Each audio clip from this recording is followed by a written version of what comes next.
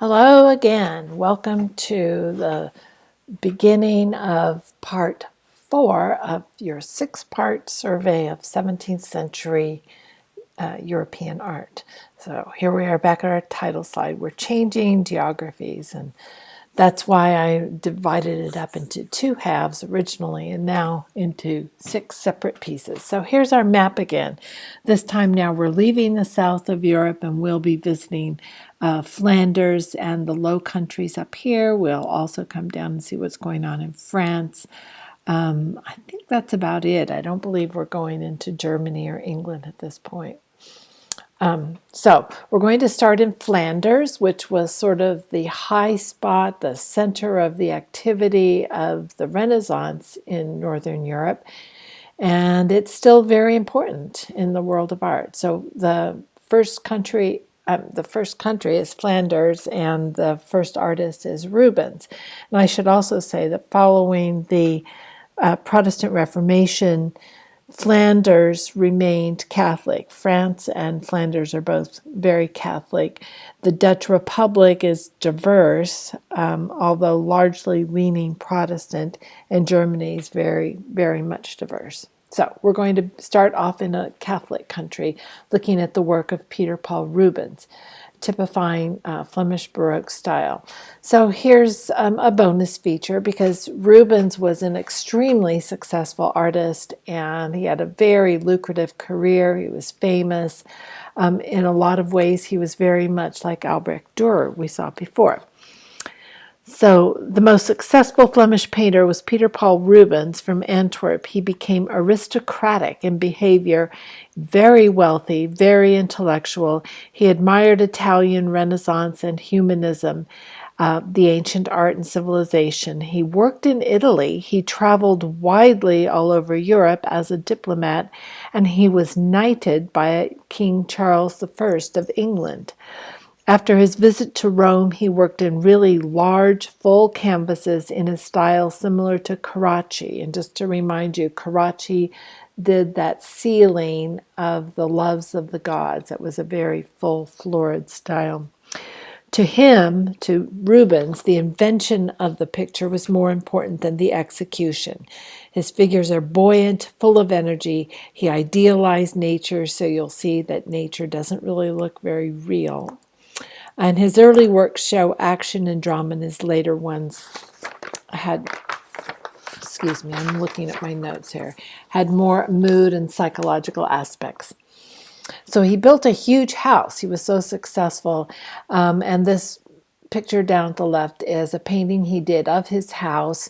There were 2 parts to it, so 2 separate buildings connected by that little archway. And in one half was his home, where he lived with his wife and children, as you can see in these pictures, as his wife and kids.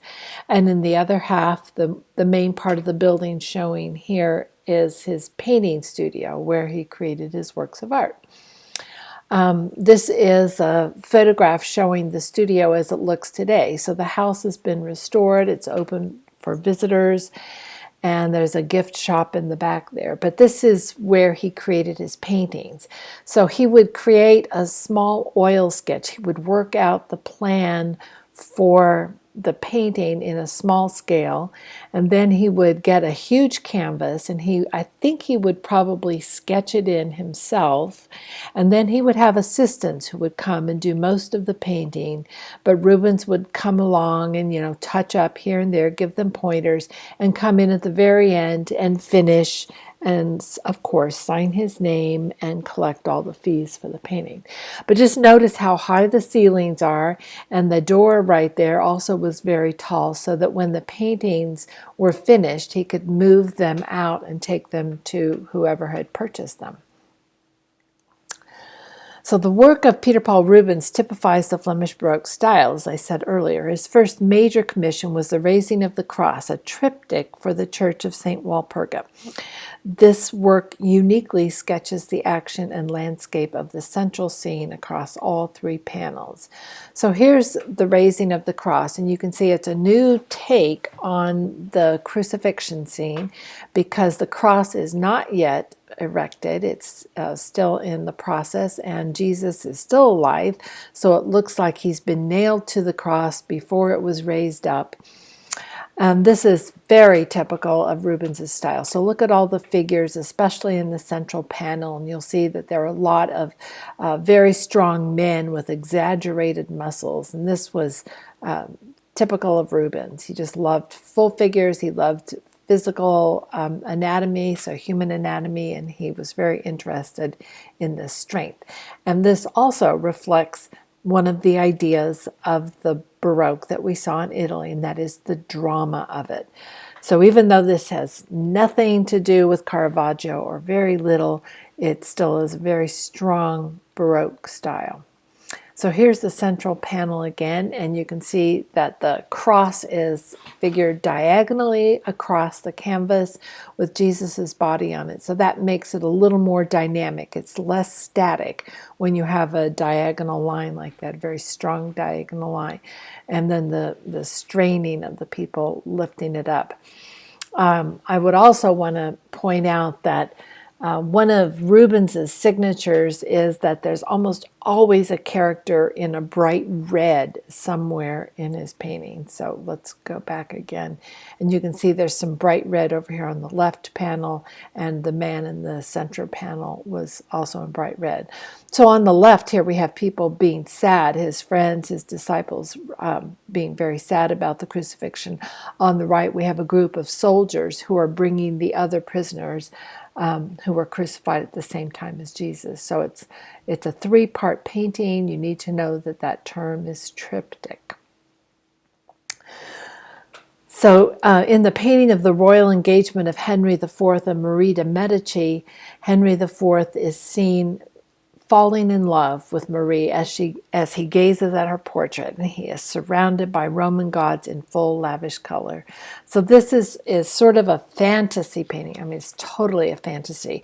Marie de Medici was born to the Medici family of Florence, and she was engaged to marry the King of France. This shows an engagement painting, a scene.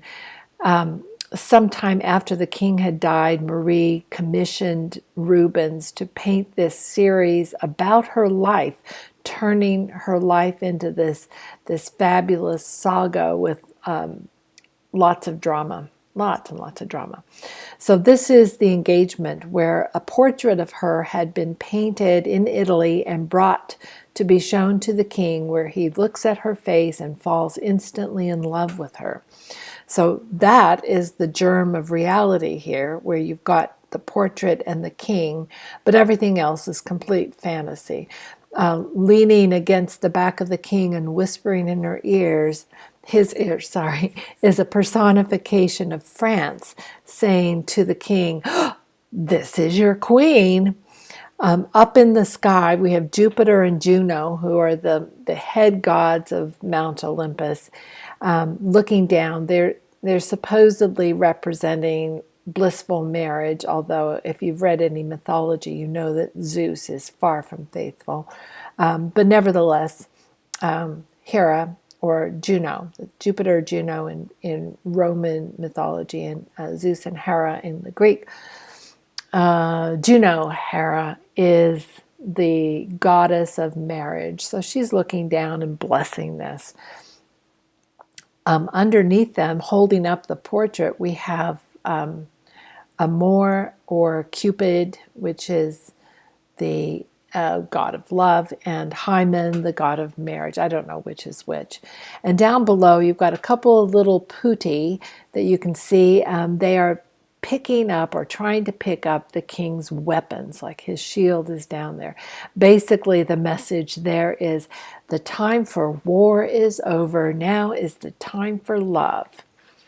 So there were several panels of these originally in the series, and originally 21 or 24. I think 21 survive now. So here's the gallery in the Louvre Museum that contains that series, because she was the Queen of France, so of course those paintings remained in France.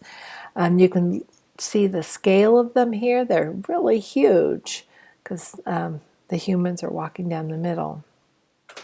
Anyway, they're very fun, and now I believe the Louvre is available for you to peruse. You can do virtual tours. You can walk your little clicker through various galleries. You could go look at every one of those if you wanted. So for another painting, Prometheus Bound, Rubens brought in Franz Snyders to paint the large eagle who devours Prometheus's liver. Let's look at this. So here's another very strong diagonal with strong human anatomy. The body of Prometheus was painted by Rubens. The eagle, as it just told you, was painted by a specialist who did birds, and Franz Snyders.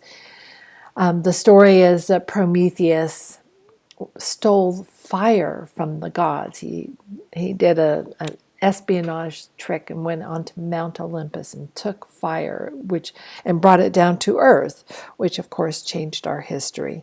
And the gods were very angry at him. The punishment was that every day an eagle would eat his liver out of his living body.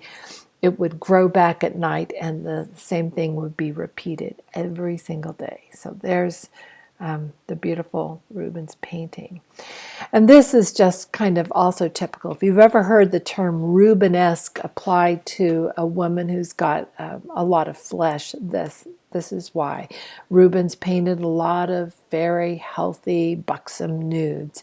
And this is one of them. Just notice, if you don't notice anything else, notice how full the canvas is with very few figures. It's cropped in really closely. The figures are all the way down to the bottom of the canvas.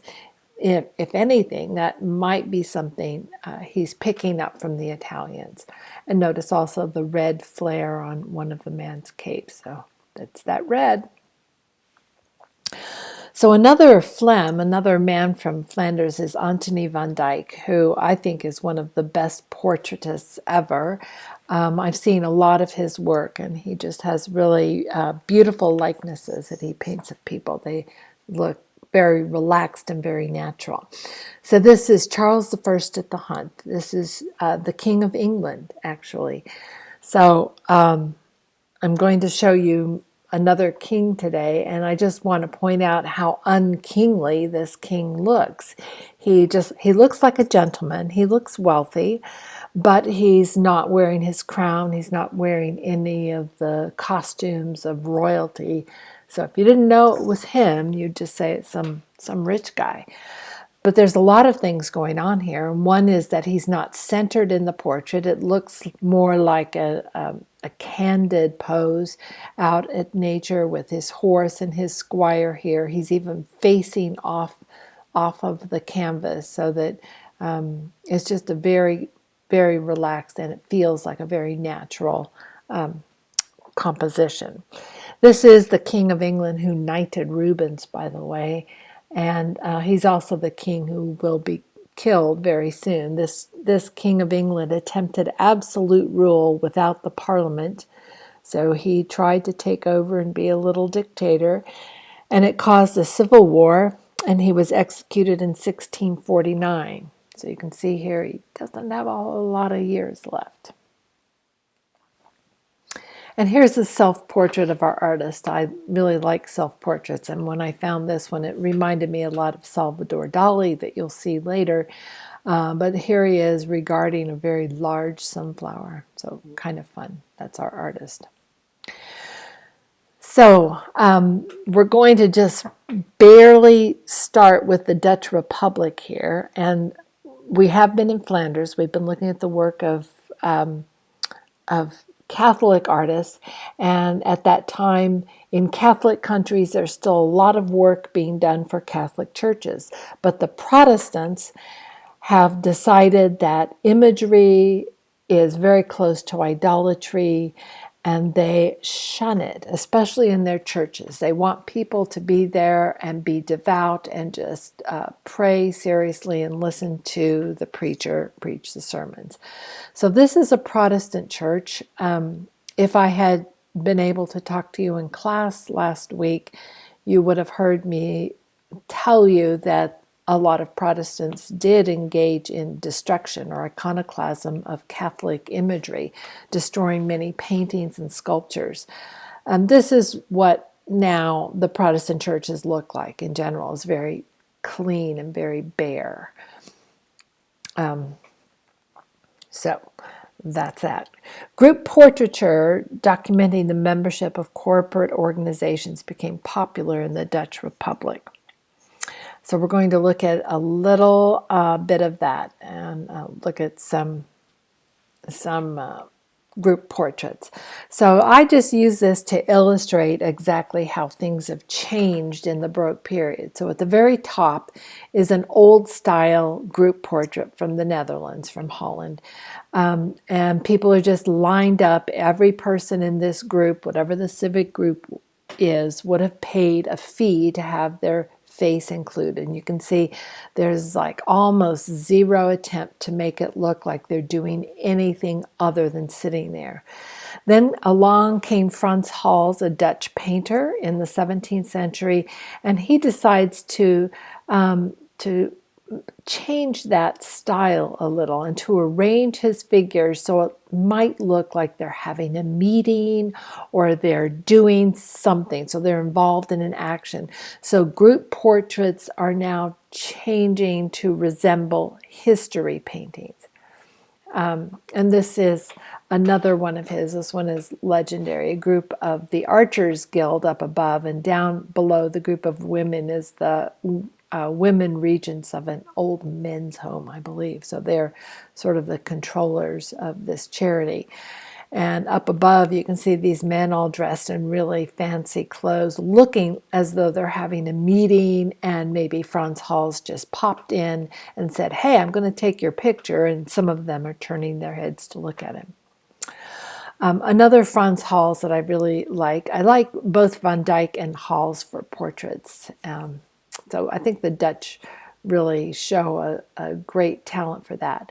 Also, because there's no commissions going for the churches in the Netherlands because it's largely Protestant, you get a whole bunch of paintings now that are not religious. So you get portraiture and still lifes. You'll see all of this. So it's probably a welcome change for you. You might have been tired of seeing the Virgin Mary all the time. Anyway, here we have a nice portrait by Frans Hals of a man and his wife. This is one of my favorites. I just love their pose. It looks like he has just walked up and found them chatting under a tree, and he said, "Hey, let me take your picture."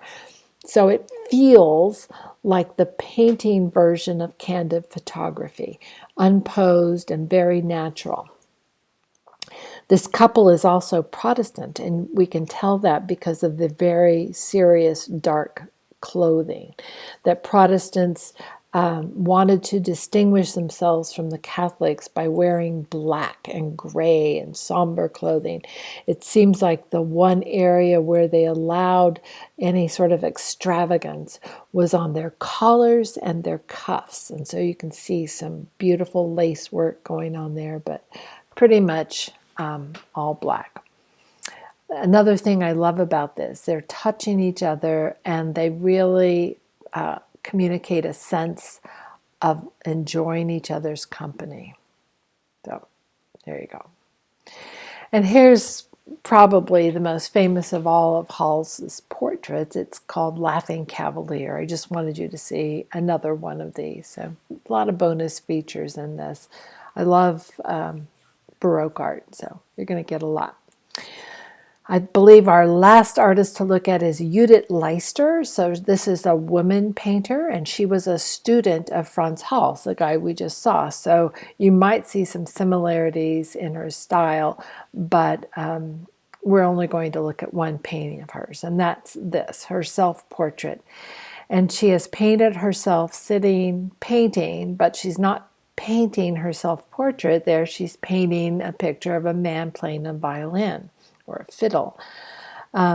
So just look at the very loose brushwork. Look at this huge collar and how, if I zoomed in and showed you details, you'd just see the brushwork is just like the looseness of Velázquez's brushwork that we saw last time.